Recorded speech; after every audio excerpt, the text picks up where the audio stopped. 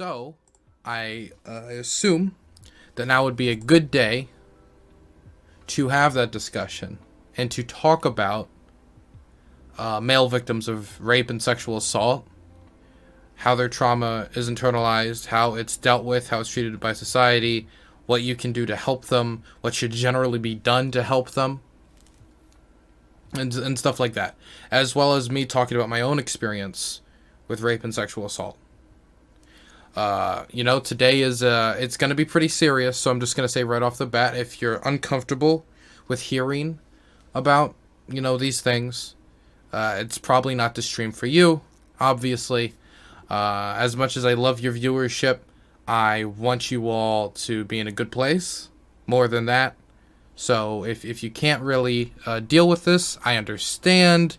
You're not stabbing me in the back by not tuning in today, or you're not destroying my everything by missing one stream. That's perfectly fine. I 100% understand if today's stream is not for you. Okay, I didn't really build up to it, the stream. I kind of just dropped it out of the blue today as well, because I didn't really know what we were going to do today, but then once I heard it was International Men's Day, I knew today was a good day to talk about this. Okay, so what we're going to be talking about today is a few things. And first, I am going to say my story, because I think giving people perspective for people who don't have perspective is pretty important. I think it is important to talk about how men internalize trauma, how they deal with trauma, how the trauma can affect them, and how that's perceived. And I think my personal testimony might be one of the better ways to do that. And I'm comfortable sharing with that information with you. I'm not destroying myself by coming up and saying the experience that I had. I'll try. I might upload this to YouTube. I don't know. I'm gonna have background music in the back to kind of keep me vibing, to try to keep me calm, keep me collected. Because, it's difficult to talk about. It's not something I really like to think about, because you just start, it's not comfy memories. If you have a family member who died recently, it's probably not, it doesn't feel great to talk about it, it doesn't feel good to remember a grandpa died, and it's not fun to talk about it if it's a fresh wound, or even if it's an old wound. And for me, this is a wound that's been there for a while. So, I'm going to go straight off the bat.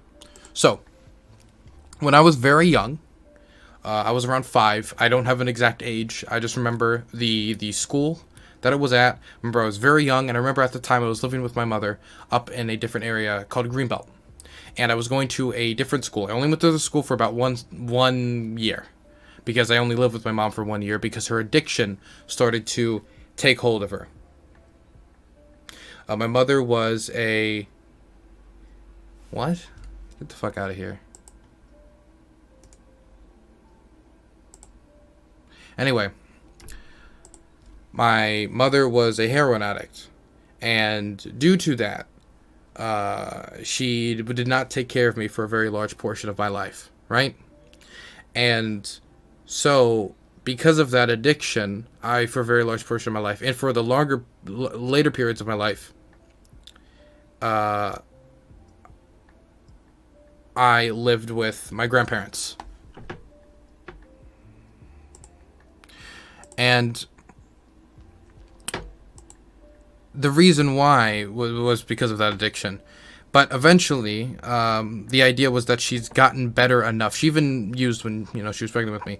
But the idea was that later on, she had been clean enough, she's been good enough, that me living with her was a good idea.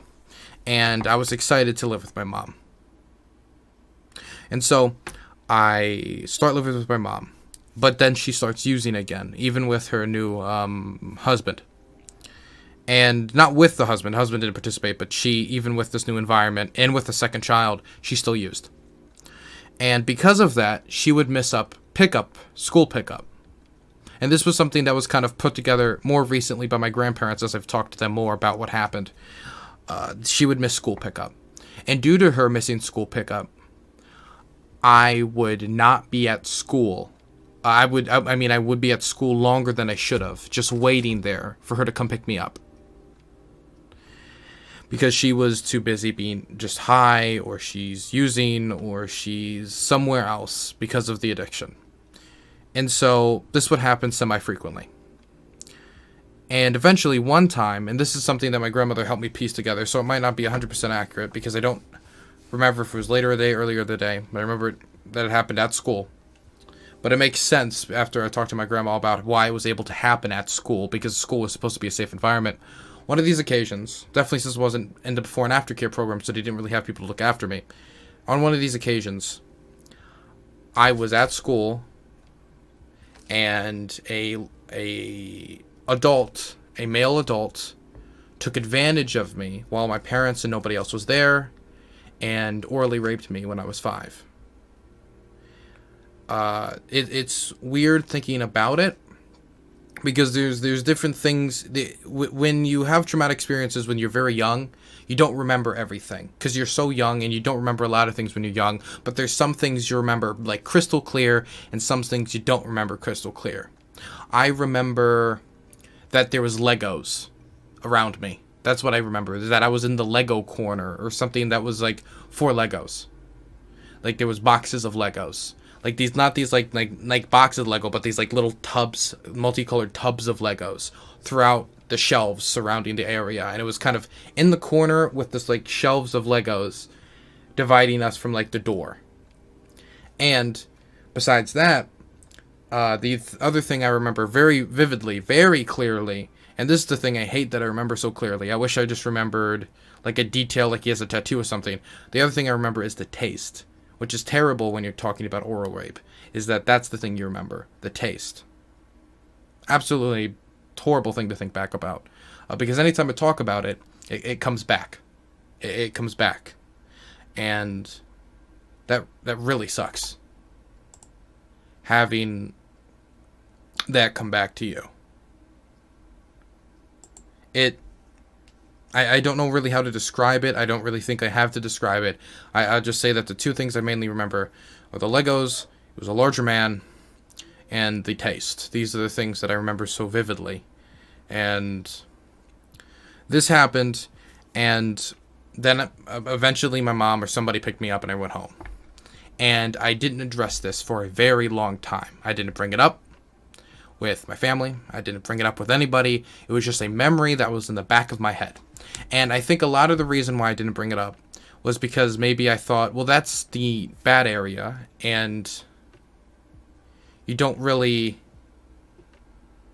talk about that with parents, because I thought maybe I'd get in trouble. I thought maybe I'd get in trouble because I was forced to touch somebody else in that way when I know you're not supposed to. You know, they teach you very early on now that these are like the no-no spots, and so I was forced to touch somebody in a no-no spot, and since I touched them in this, since they put it in my mouth, I was red. I guess that's why I didn't really talk about it. I guess it was also embarrassing to talk about, so I just never brought it up for a very long period of time. And this, experience kind of put like sexuality into my life at a very young age, whether it just generally, and it was very damaging to me.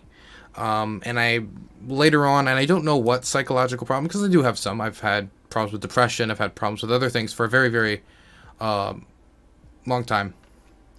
I don't know what is connected to this. I'm not an expert in psychology, but what I can tell you is that there have been nightmares about rape that I've had to deal with for a very long time.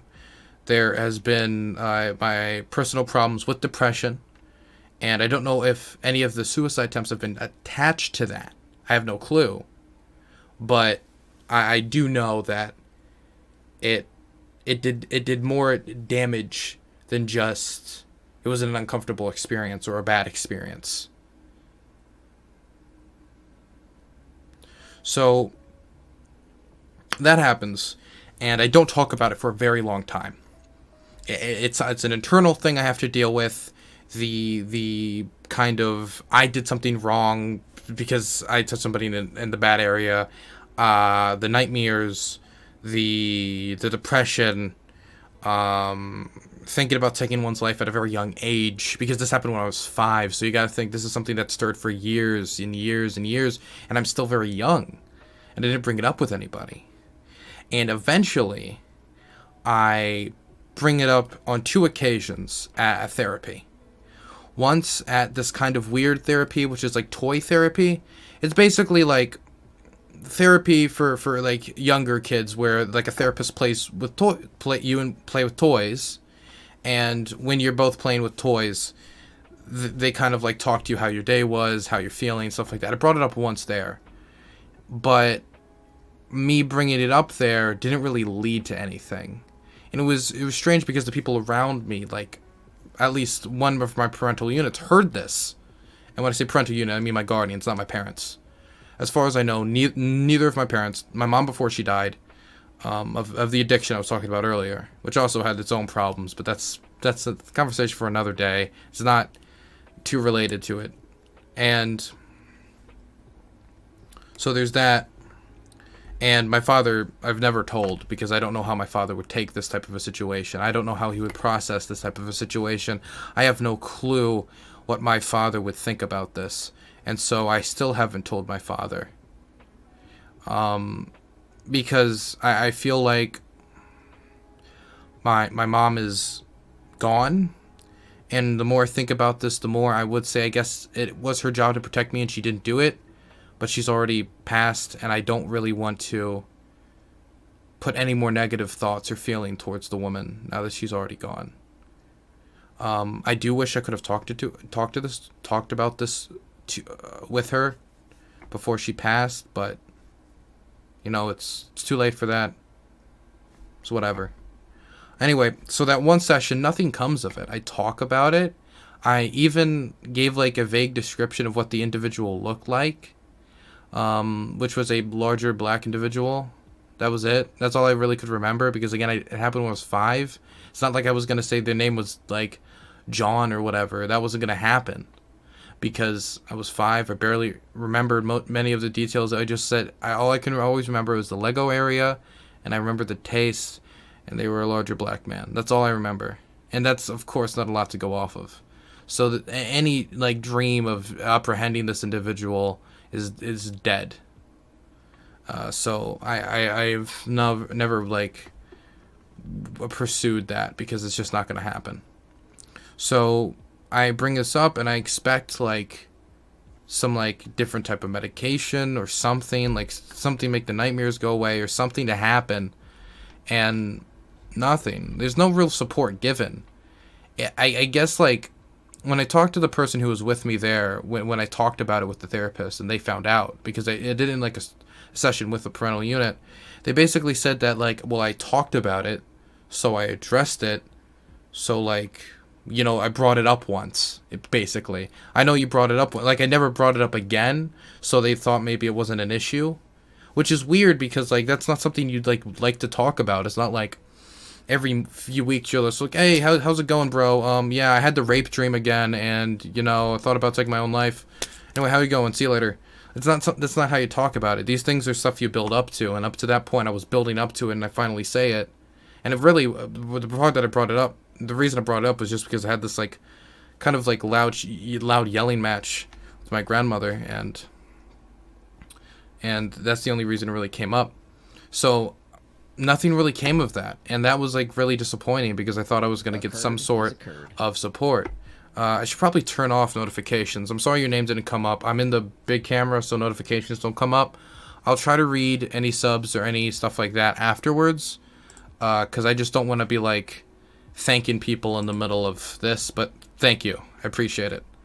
So I didn't get any support, didn't get any help there, and so I don't bring it up for a very long time.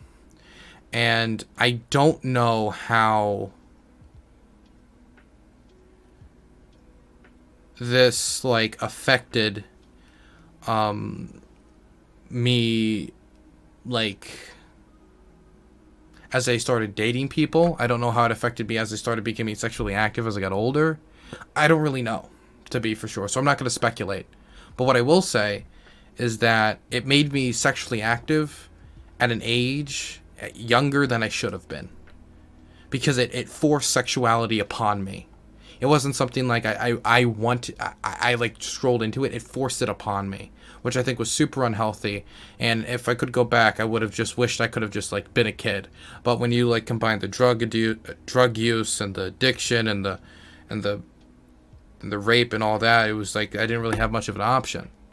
So it was more like forced on me. So for a while, I'm just existing in that realm where I have the nightmares, I have the depression, I have that. I'm starting to take medication for the depression, and I'm taking medication for my ADHD. The problem with that was, while it did help me like not feel like everything sucked and the world sucked, and I'm not going to describe depression to you, but it's like a warm blanket of sadness. I don't really know how to describe it. All that was cool, but what happened was the medication combination just made me just feel very monotone, and it felt like I had no emotions. Which I was able to work, I was able to concentrate with the ADHD and depression meds, but it was very monotone. I just don't know how to describe it other than I felt like I didn't have emotions. But then like the nightmares, they were still there. Melancholy, maybe. The nightmares, they were still there. And so eventually I bring it up to a different therapist. And they bring in a student in psychology, when I'm talking about this dream I had, to listen to me describe me getting raped in a dream. And to kind of use me as like a case study for the student. And it made me feel super uncomfortable. I didn't ever want to bring it up again with any type of medical professional. I wasn't really happy. It took me a long point to even want to talk about it with anyone, period. Not to mention somebody have to pay to get them to listen to me. And then this other individual I've never even seen or talked to or whatever before is now in there, right? So I did my best, but I've never brought it up with a medical professional since. And that was the last time I've seeked professional help for this. The next time I would really talk about this would be something like 5 or 6 months ago. Because this whole time, I never pictured it. When I talked about it, I just talked about it as a thing that happened. I never processed in my mind until very recently, like, Dylan, you got raped. That was a rape that happened. Like, because I just didn't process it like that. Because in my head, like, that was something that doesn't happen to men. That's something that, like, men have in them that they do to women. That's always how it's portrayed. That's always how it's described. That's always how it's done. That's at least how I've always seen it. In any movie, in any book, in any criminology like thing I ever studied in like high school, and anything, I've never seen it in that context outside of prison. And in the context of prison, it's seen as a joke, as like part of the punishment, which is extremely screwed up, which I'm going to talk about in a little bit. So, with that in context, I have a conversation with who's my current girlfriend. Don't need to talk about my dating status right now, but eventually I bring it up with her at some point. And I basically, in the process of talking to her and having that conversation, I realized that it's rape. And there's a lot of things that built up to that. It wasn't just that conversation. It was and a big thing for me was actually seeing Terry Crews talk about his experience with sexual assault, which actually, like, for me, helped me reprocess that trauma, connected with another trauma I'll talk about in a second, and helped me reprocess that trauma and see it in a new light as something that was done to me, that was rape, and that was bad, that was sexual assault, that was something horrific, right? And so, after me, like, slowly realizing that's what happened to me, I go through all these emotions in my head, right? And the first thing that happens, and this is really weird, is like this kind of thing of fuck no. Fuck no. I'm a guy. I can't get raped. That's no. It just was a thing, an immediate rejection. The idea that I could get raped. Is it logical? No. But if I was to accept that in my head, that would be seen as me being emasculated. That I allowed somebody else to do that to me, and it's my fault because I was so weak. And again, I'm 5 years old. Even if it was yesterday, it wouldn't have mattered. It's still the same thing. But I was 5. There's no way I couldn't have done anything. But even if it happened today, if I turned off stream and that happened to me now, I still shouldn't be thinking like that. Because I am the victim here, and somehow, for whatever reason, I feel like it's somehow my fault, even though it's completely illogical, and I feel like I should feel bad because I was a weak man. And this is connected to another thing, too, where when I was older, when I was like 16, I was on a boat, and there was a lot of things like I just don't like. And I'll talk about it generally for a second. I am not a fan of like what's called like titty bars or like establishments where like they over-sexualize employees for the reason of trying to get people in there. I've always felt very uncomfortable in those environments. I really always have. And I remember my father trying to, this is kind of a deviation, but I remember my father trying to get me into one of these. And it was for my birthday. And the idea is, you're turning 16, happy birthday. Let me bring you to something it was called a tilted kilt, which is like a Scottish Hooters, which is, it is exactly what it sounds like. And he tries to get me in there. And I'm telling him how uncomfortable I am and I don't really want to go. I'm not happy with this. It's not fun. I don't enjoy it. But he basically, like, it's weird because there was like this crowd of men that like these men like in their 40s to 60s being like started surrounding me when they see what was going on. And like, go in there, you'll love it. The women are great. This is that. And the whole time I felt super uncomfortable. The potato skins were good, but I felt super uncomfortable. And then my father like made me to take a picture with them and told them I was 18, and I was super uncomfortable. And I mean, and I've always felt like I'm wrong for feeling that way in those environments. And I don't know if it has anything to do with what happened to me, and now I just view sex differently than like how men are supposed to view it.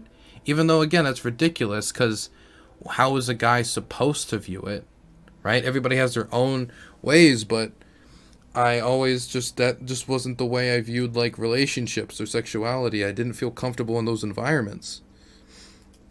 And so, give me a second. Let me look at chat. Just give me a second. Toxic masculinity? Yeah, I guess that'd be the best way to say what it was, yeah.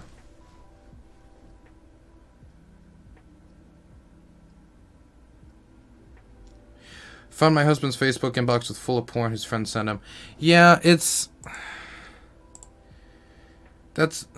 weird. That's a weird thing that guys do. Like, I mean, if you're both like have already like talked about like how or you want, I don't care, but like unsolicited sent pornography is some of the weirdest stuff I've ever seen. It's so, and guys do it all the time too. I don't, it's weird. Guys do that? Yeah, a lot do. It's really weird. But it's not like them sending their own nudes. It's them finding pornography or nudes of people they've slept with and sending it to other people. It's really weird. I don't... Like, what did they expect? Like, if somebody was to send me that, what did they expect me to do with it? Wow, thank you for this great, like, addition to my portfolio of nude photographs. Do you think I'm going to save it to my phone? Am I just going to give them a thumbs... What am I supposed to do? I usually just respond with like, don't send me that again, or don't send me stuff like this, but it does happen. It's really weird, and don't do that if you do it. Just don't do it. It's really, nobody, if you want to do that with somebody, check with them. I don't know how you're going to check with them first. Maybe ask them like, hey, I saw some good breasticles the other day. You want to see them? So maybe open up with that or something before you just send it. Anyway. Where was I? Where was I? Oh yeah, sexual assault. Basically, I was on a boat, and there was a woman who was much, much, much, much, much older than me, like 40, and I was 16. So it's like she was like 45. And on there, she was touching me in a sexual manner. I don't need to just get into detail, but it was very obvious she was touching my leg in certain ways in a sexual manner. And I could see that other people, and I just froze up. I didn't know what to do. Do I make a scene? I don't want to make a scene to make everyone feel awkward. Do I push her off? I can't use like force against a woman. You're not supposed to. So I just end up kind of doing nothing. Not to mention I was kind of scared. And I see that other people on the boat see it, and one of them kind of looks at her like and just says stop, and didn't even say what about. And so she's drunk. And anyway, at the end of the day, after it, I like talked about it after with like the people who were there, and they basically said, well, this is a great learning experience for you, Dylan. This is something you're gonna because next time you got to learn to just push them off and say no. And I mean, I guess that's something I should have done, push them off and say no. But also, I was just scared. I was just a scared kid who didn't feel like, and I was being preyed upon. And so it also felt like I was being blamed in that situation. And so my experiences with getting help with either the rape or the sexual assault was either being blamed, feeling I was at fault, being ignored, or being used as like a test case because I was such a rare species of man who wanted to talk about their trauma. Right? So every single time I went out and asked for help or asked for like some insight or anything, I got bad negative responses, very bad negative responses. And these are things I've built up to. It's not easy to come out and like talk about that stuff.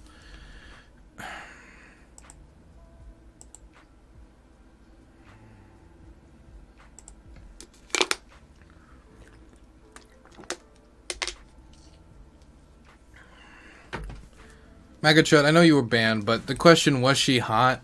She was an attractive older woman. That doesn't matter. Doesn't affect whether I didn't want to be in that situation. I didn't want to be sexual with her, and I certainly didn't want to have a sexual encounter on a boat with family members and friends.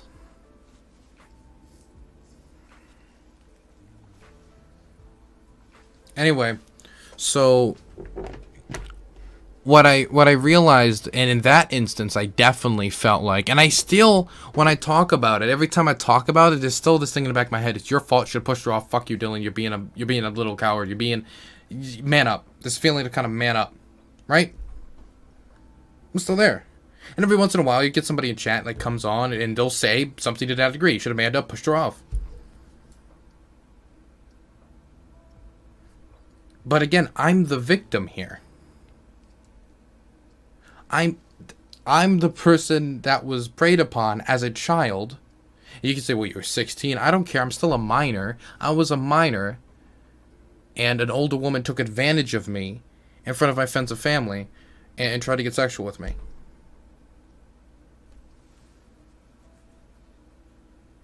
In both instances, when I was 5, when I was 16, obviously in one instance I was a lot more mature. I was able to analyze the situation that was going on. And I think that the second time I spoke up a lot faster because I knew who the person was. I could name who the person was. Everybody that I talked to about it knew who the person was. But afterwards, they just kind of pointed the finger at me. So I finally, at a later point in my life, after being raped when I was 5, I could now come out and be like, I know who it was. I can point to who it was this time. I saw them do it. You all saw them do it. And it still didn't matter. It almost felt like I needed to be raped in front of people for anyone to care. But if it was in a prison cell, then it would be a joke. That's kind of what I want to talk about in a little bit. Is that if it was in a prison cell, it would be a joke.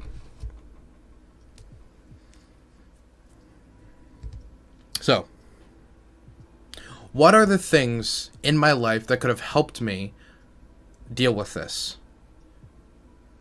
The first thing, honestly, is just having someone you can talk to generally about the stuff. Because finally being able to have somebody I have a deep personal relationship with, who's my girlfriend, that I felt comfortable talking about this, helped so much. So that's the first thing. Before anything else, you need somebody you can just talk to. Because there's so many things to come into. You want to talk about it. If I go talk to this person, maybe they'll just tell me to man up, or they won't believe me. There's a lot of not, even now, I'll still get people who just completely, like, don't believe what happened. It happens all the time, really. It still does.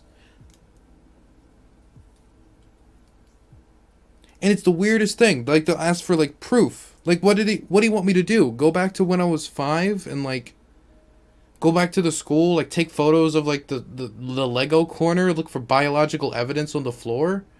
What do you want me to do?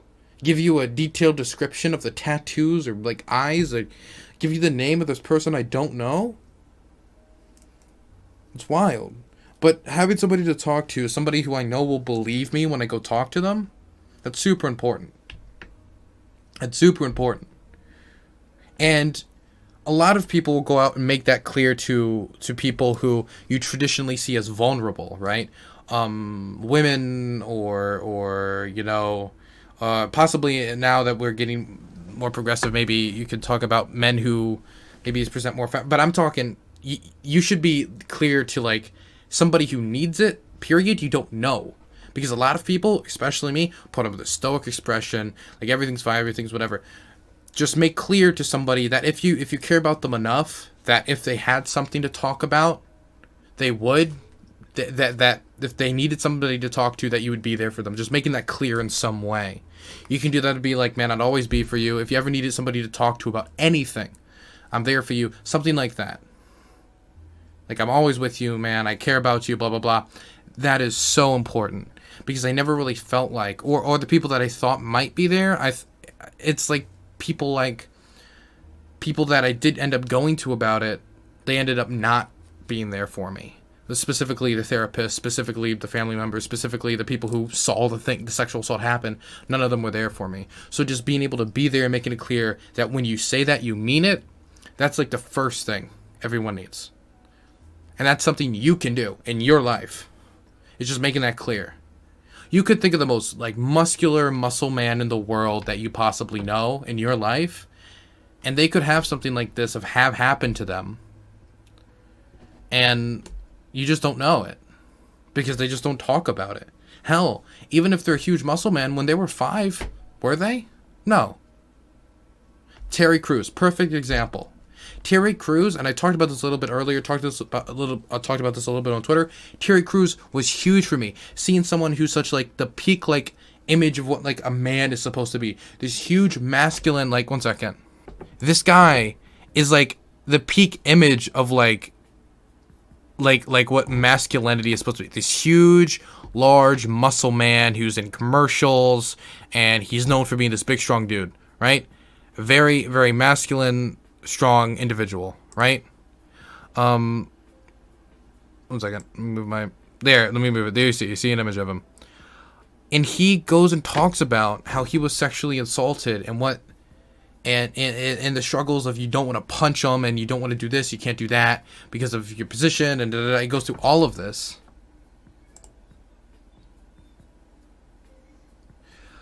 And him talking about it meant so much more to me because I was able to, like, re-examine the experiences in my life and view it as, like, it isn't unmanly to think about this, and it isn't unmanly to be a victim here and to talk about it. It meant so much to me. So that's a big second thing. And this isn't a thing you can all necessarily do. There's very few people who can't do it, and the people who do, who can, most of them, the vast majority won't want to because it's a traumatic experience. But having representation, generally victims who come up and say, I'm a male victim, I'm being vocal that I'm a victim, and man, you can't have this happen to you. And if you have had this happen to you, please get help. Because you don't know how it's affected your life. You don't know how it's affected you psychologically. You don't know how it's affected you. That's so important. And it's part of the reason why I am even having this conversation. It isn't because this is fun. I don't like coming out and talking about this. I don't like getting messages in chat or DMs because I put it in my like description, like saying, haha, I'm happy you got raped or whatever. I don't like that. It's not fun, obviously.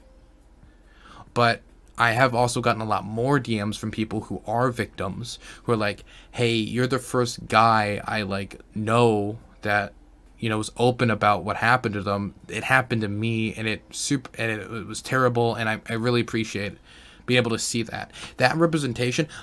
I knew representation mattered. I didn't know how much it mattered until Terry Crews said what he said publicly. I did not know how much it mattered until Terry Crews said what he said publicly. And so it's up to victims, the ones who are able to come out and say something and come out and be that representation. Now, I'm not saying if you are a victim, you have this moral duty to do it. Obviously, it comes with a lot of pain, and so don't feel bad if you can't, obviously. But that's important. It's part of the reason why I'm having this conversation to begin with on International Men's Day. It also is not only important for there to be like victims just coming out and talking about it, it needs to be portrayed more in media. And I mean generally, because all my perceptions about like how rape is like shown in media, like showing more male victims of rape in media, just showing more like cases of what is like NCIS where like a man was raped, and they are the victim. They shouldn't feel embarrassed. They are the victim here. Let's treat this like it's a serious thing. It's a serious problem. It isn't just a joke. Because a lot of the time, like when it comes specifically about prisons, which is terrible because it has seeped into like how we view prison. Prison rape is seen as a joke, which is terrible. The idea that you being thrown in prison, like part of the punishment is you getting raped, is absolutely terrible. Oh, I smoked weed, and now because my back hurts, so now now me getting raped is like equivalent to what happened to me smoking pot. What a terrible thing. What a terrible thing. So that thing needs to be completely done away with. How we talk about rape in prison, it is not part of the crime, and it should be viewed as bad as rape anywhere else. If anything, there's a lot of situations in lives where you can't even escape your abuser or your rapist, but being literally locked without the ability to escape the building in prison, because that's what prison is, in a cage with your rapist. That is absolutely terrifying. And that should be treated with the severity that it deserves to be treated with.